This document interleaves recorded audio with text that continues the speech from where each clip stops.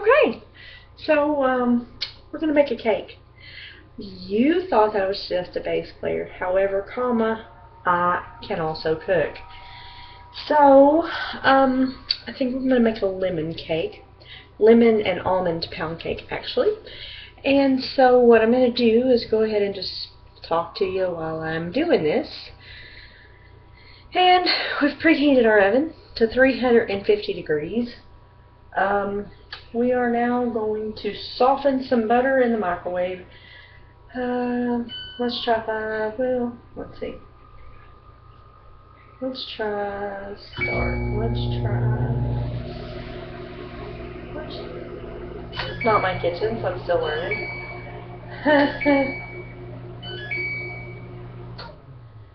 I know that I saw a 30-second thing here. Oh, there it is.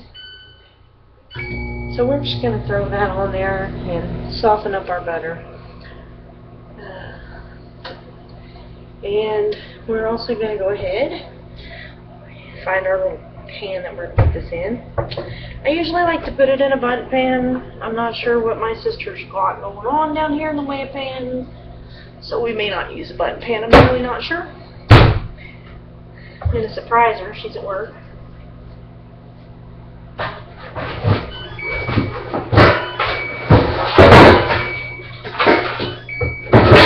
Yeah, I know, I really should have been more prepared before I turned on the record button, huh? Oh well. Over the sink, we're going to do this.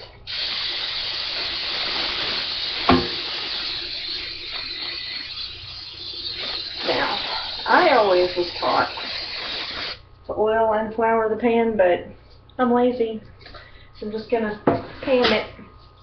But the beauty of Pam is, it doesn't stick and you don't have to worry about it. So anyway, butter is melted, pan is ready to go, and we are going to combine flour, baking powder, and salt. It says we need 1.5 cups of flour.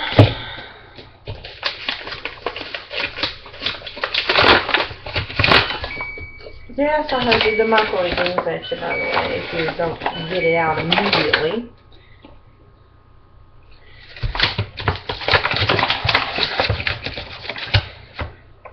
My grandma taught me how to cook. I don't always follow the rules, so to speak, but she didn't either. She liked to eyeball it, you know. And so Michelle sometimes will eyeball it. Just a little. Now we got the flour in there. It also says flour, baking powder, and salt. How much baking powder are we supposed to have here? 1 teaspoon.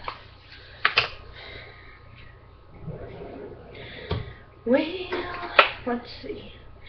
What can I tell you about while I am doing this? I guess the last time I talked to you, I had just gotten hired in short notice band. That's going real well. We've been practicing like crazy. I've learned some new stuff, which is always fun. Let's see what else. Oh, I got to sing on stage with Daryl Dodd. I posted a video of that, so maybe you've seen it.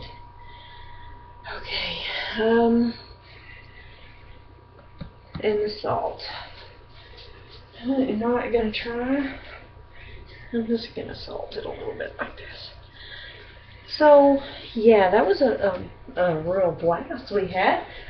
The guitar player, Dave Giddens, is amazing, and he knows Daryl. His dad knows Daryl. They know him real well, and they, Texas Style, Dave's other band, Butch's band, which Butch is Dave's dad, they were opening for Daryl. So we were going to go out there and just kind of check it out and see what that was about and have a lot of fun. We did all that. Okay. We did that. Now it says cream in a mixer fitted with a whisk attachment. Cream the butter and the sugar and mix. Now, this just seems a little backwards from what I've always just made the solid stuff and then, or did the liquid stuff and then did the solid stuff later, but whatever. Okay. This is our melted butter. And we gotta love the melted butter. Oh, you love butter, period. I don't care who you are. No, I'm not Paula Deen, but I do love me some butter. With the butter. And I'm not going to do the mixer just because I prefer to do it by hand. I've always done it by hand. It says, add the sugar.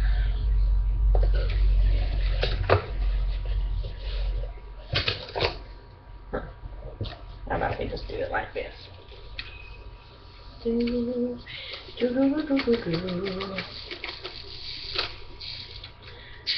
Oh, we had the jam session the other night. That was fun.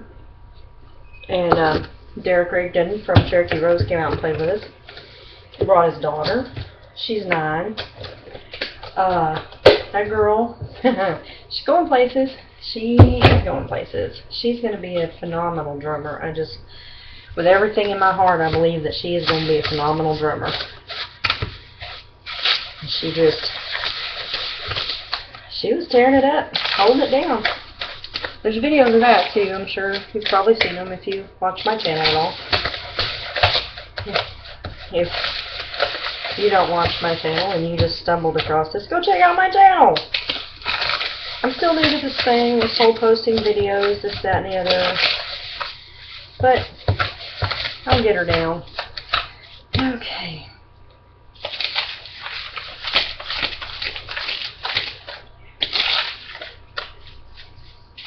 I need 4 eggies.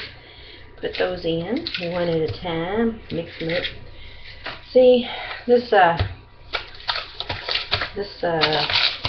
do you call that thing? Recipe has got me stowed for a week. Just gonna do what I always do. What I know how to do, because like I said, you know, I'm not a cook, I guess. My forte is more baking. I can bake up a storm. I can cook a few things. There's a few things I'm real good at, but baking is really my, I guess if I was going to have a love besides music, it'd be baking maybe. I actually thought about for a long time putting the capital together and starting my own bakery, but there are just so many out there, you know, and what makes me special besides everybody else's stuff, you know, I don't know. So I just didn't pursue that, although I did think about it. I did not pursue it. I guess I didn't love it enough. Now the music, oh, love the music. Got to love the music. Because if you don't, there ain't no sense in doing it. You see. Yeah. Stayed out of music for a long time. That's a story. When I first got hired to be in a band, it was actually the same guy that I'm playing with now. His name's J.D. Johnson. He's really very good vocalist, and he's getting better as a guitar player. Getting real good as a guitar player, but he started out as a vocalist, or, you know, he's primarily a vocalist. And, anyway, I'd known him for a long time, not musically, just I knew him just because he was friends with friends, and you know how you get to know folks like that or whatever. And oh, I guess JD and I've been knowing each other probably about a good 12 years now, easy, if not longer, at least 12 years. So anyhow, there's me and JD. I was taking college classes for music. I was going to be an audio engineer. You see, I came to the conclusion that really wasn't going to pan out. I kind of left school, not because I really wanted to, more or less because I got real sick and missed a lot of class. And after that happened, they kind of told me, you know, get serious or get out, and I wound up getting out of school. Probably not the best decision I ever made, but hey, you know, stuff happens.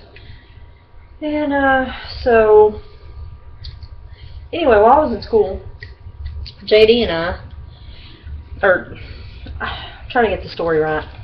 When I was in school, I talked JD into, because he was, you know, doing music and stuff, and I talked him into coming in and taking a class with me, because he wasn't enrolled in college, but they have a program for what they call continuing education, and you can take classes without technically being enrolled in the school. You pay a fee and you're enrolled in the class, but you're not enrolled in the college. So anyway, that I encouraged him to come and do that with me, just because it was something I was really enjoying.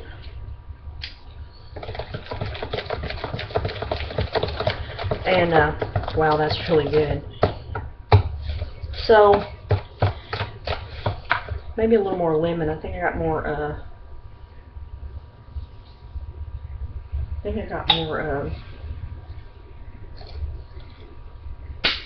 almond in there than I meant to, but we'll put some more lemon in it, okay?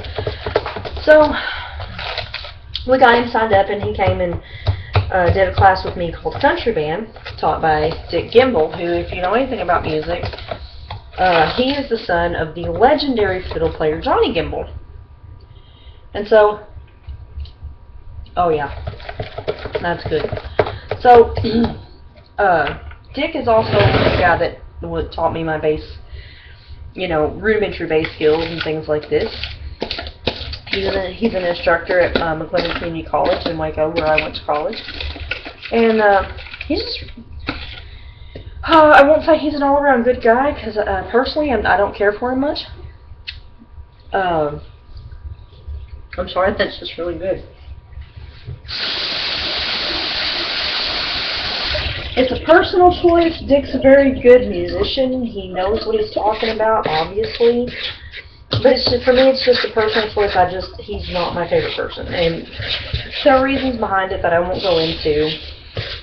But suffice it to say, all that is neither here nor there in this story. So there's a class that you can take, and it's called Country Band, and they have an evening class.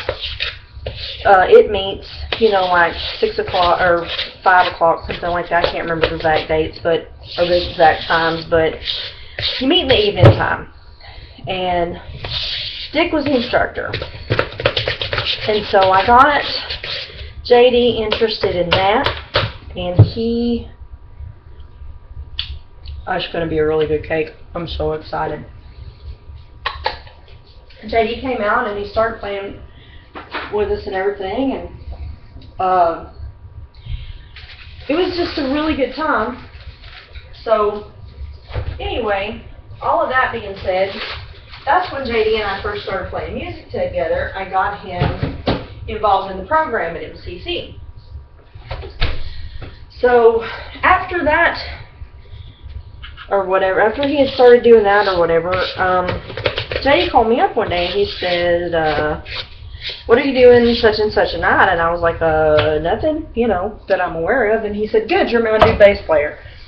I need you to play. And mind you, this comes down to a lot deeper in the story. I should have probably given you some more background, but when I started playing bass for Dick Gimble in Country Band, I had not been playing bass but a few weeks. It's one of those things that I kind of fell into. I had never picked up a bass guitar in my life until I got to college. And I was in an improv ensemble class taught by a cat named Ken Frazier, who is actually the very first guy to put the bass in my hand. He's amazing. He is an amazing guitar player. He's played with everybody from Elvis on down.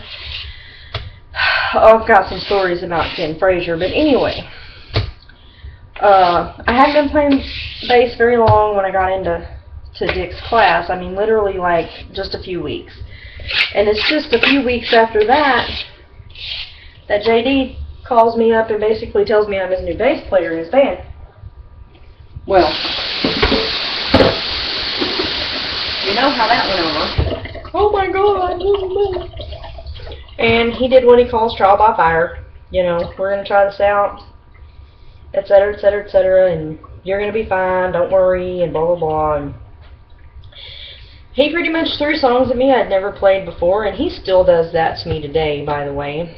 And it's sink or swim, you know. And so anyway, I got started in this band. The name of the band was Country State of Mind. We rocked on for about a year or so. A lot of things went awry. We had staff changes and different stuff. Ultimately, JD got tossed out of his own band.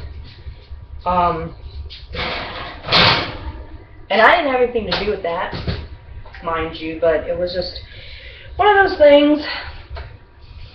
You know, stuff happens and you regret it later, but you know, stuff happens. So anyway, the long and the short of it, I wound up about, I don't know, 5 or 6 months after JD got tossed out of the band had decided that they needed a bass player that was more experienced. So, for all of my jubilation at being in this band, and you know, music was my whole world, and between school, because I was playing in several bands at school, and I mean, I was going to college for music, you know, so between school and the band, I literally had a bass in my hand 6 to 8 hours a day. I was literally playing 6 to 8 hours a day. All day, every day of the week. And then if I didn't have something going on, you know, I was at practice, and if I wasn't at practice, we had a gig, and if it wasn't a gig or a practice, I was at school. Like, literally, I had something going on all the time. And this was a huge, huge deal for me. It was a huge part of my life. And to get tossed out on your ear like that, it really hurts and it really sucks. And I was a lot younger then than I am now. I didn't take it very well. And I walked away from music. I walked away from music for a long time. Like, I don't even know. At least 5 years I wasn't seriously playing. Well, for a little bit I did,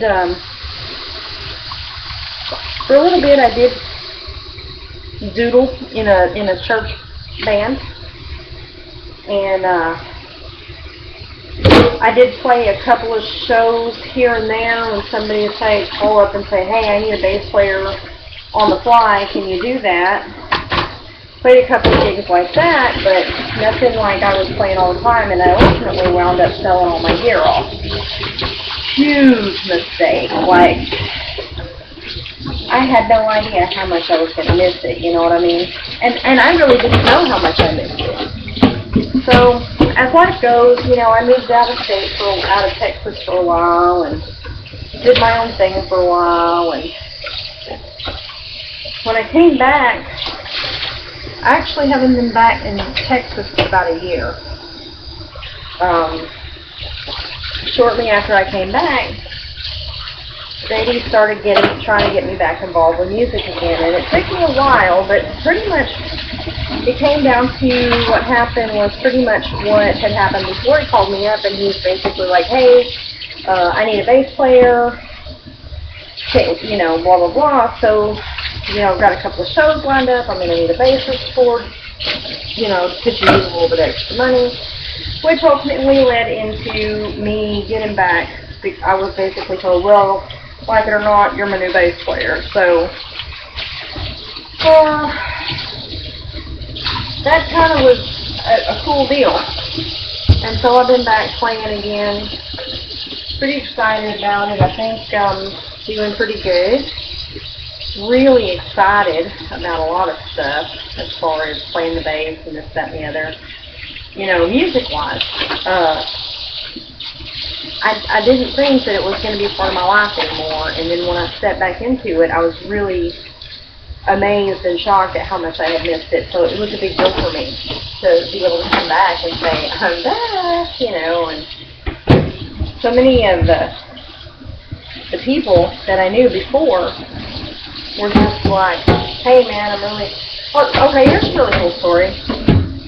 Here not long ago, we had a show at a place called The Drunken Monkey here in Lakewell. It's actually in Lacey, Lakeview, which is the outskirts of Lakeville, I guess you could say. But anyway, we were playing The Drunken Monkey. And in walks this guy that was like one of my bass dad heroes. He was like the guy that was really, you know, he went out of his way above and beyond trying to help me be a better bass player and a better musician and everything like that. He's just a really good, amazing guy. And his name is Stan Norman. Love Stan like my own family. You don't even know how cool this man is. So Stan says, we get a break and everything. Of course, he sat in. He's an amazing bass player. You know, he's not fancy, but he's right in the pocket. That's where he wants to be, and he's really, really good. So Stan walks in, and everybody's, you know, it's kind of like cheers and Norman, Stan, you know, and we were all real excited to see him. And he sat in for a couple of songs, which was perfectly fine with me for my bass daddy to be playing my bass. I had no problem with that whatsoever. So after the set and everything, I was talking to him, and I was like, man, I'm so glad to see you, you know, it's been so long and everything like that. And he told me that he came out that night specifically to see me because he was so excited that I was playing music again. And I can't tell you what kind of positive impact that had. It was just amazing for this guy that I've worshipped as a musician and just as a person because he's so amazing to tell me that he came out specifically to see me. That's some pretty cool stuff. Like it's just amazing stuff. And I've had the luck to play with some really phenomenal musicians. When I was in college, I got to play with a bunch of really cool musicians that are actually, you know, going places. You might have heard of a girl named Kristen Kelly. She has a song on the radio right now called Ex-Old Man. I know her. We went to college together. We were actually in Dick Gimbel's class together is where I met her. And her sister Kimberly, we went to college together as well. She's not as well known as Kristen, but she's getting there. She's very big on the Texas dirt scene. I love Kimberly to death. Love Kristen to death. So excited that both of them are doing so very well musically. And I mean, you know, it's just really phenomenally cool to me that I've gotten to play music with these really cool people. It was amazing for me the other night to be able to sing with Errol Dodd. Not that I think I'm a phenomenal singer, mind you, but just to have that experience was really cool.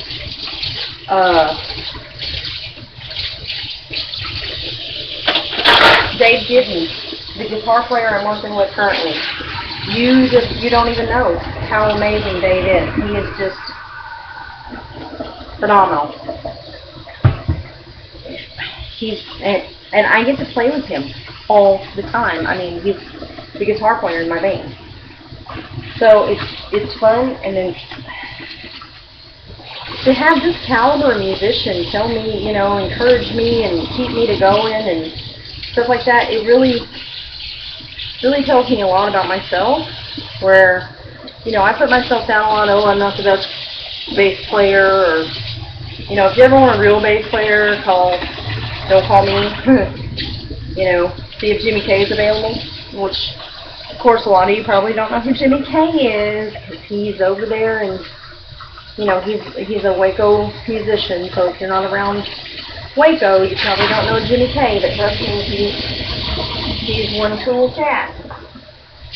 And that's my joke. If you ever want a real bass player, you know, don't call me, call Jimmy K. And but even Jimmy K, man, he is a friend of mine. We've been friends for a long time. He goes out of his way to make me feel good and to encourage me. And especially when I'm down on myself, man, because it is so easy to get down on yourself. You just screw up in a show and you're just like, oh, wow. And, you know, they're all right there just telling me, hey, man, it's okay. Stuff happens. Just have a good time and play. That's what it's all about. So that's what I'm trying to do. I've just been trying to play, have a good time. Probably tired of hearing me ramble about how awesome my musical life is, even though it is. And you're probably tired of me watching me wash the dishes. And let's see. Probably don't give two things about this video. However, I'm having fun with it. And I'm almost done.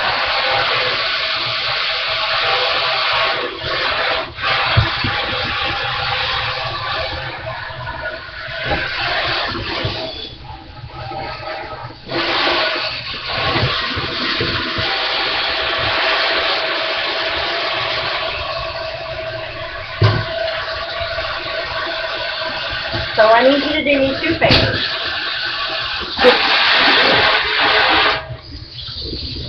Continue to watch these little videos I put out if you want to. Always be positive. If it's something that you love, man, just do it. Don't even worry about it. Just have fun with it, because that's what I'm learning how to do, is just have fun with it. And the other thing is, if you ever need a real bass player, don't call me, man. Call Jimmy K. So,